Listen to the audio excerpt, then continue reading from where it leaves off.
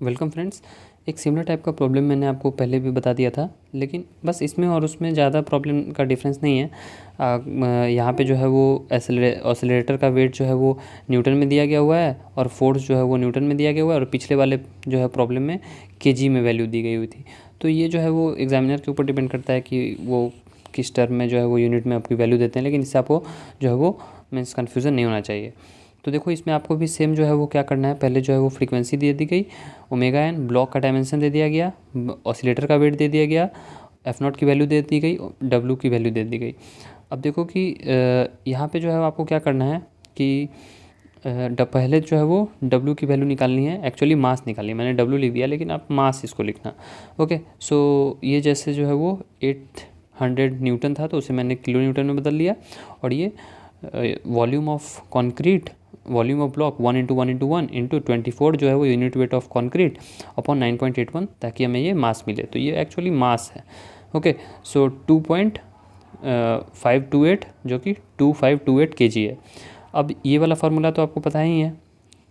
अब इसी में जो है वो हमें सी यू की वैल्यू नहीं चाहिए, तो वहाँ से जो है वो सब कुछ को सी यू को लेफ्ट हैंड ले जाओ और आप और सभी को राइट हैंड साइड।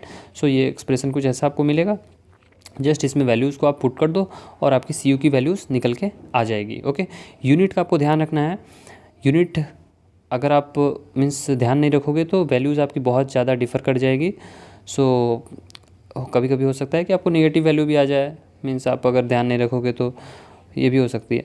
सो ध्यान रखना है आपको यूनिट का। सो ये आपकी आ गई सी यू की वैल्यू। और जब आपको एम्पलीट्यूड निकालने के लिए चाहिए तो एम्पलीट्यूड जो है वो बार्केंस फार्मूला का, बार्केंस मेथड से आपको एम्पलीट्यूड की ये वाली फार्मूला का यूज़ हम लोग करते हैं। तो यहाँ पे जो है वो हमने F not upon M omega N square 1 - R square वो हमने यूज़ किया है। मेक श्योर कि आप जो है वो जब मैक्सिमम एम्पलीट्यूड निकाल रहे हो तो यहाँ पे जो है वो ओमेगा एन की यूज़ करते हैं। ओके, सो आप ओमेगा की यूज़ मत कर देना, वो भी एक मिस्टेक हो जाएगी अगर आप ध्यान नहीं रखोगे तो। सो बस वैल्यूज़ को पुट करो और आपकी वैल्यू निकल के आ जाएगी।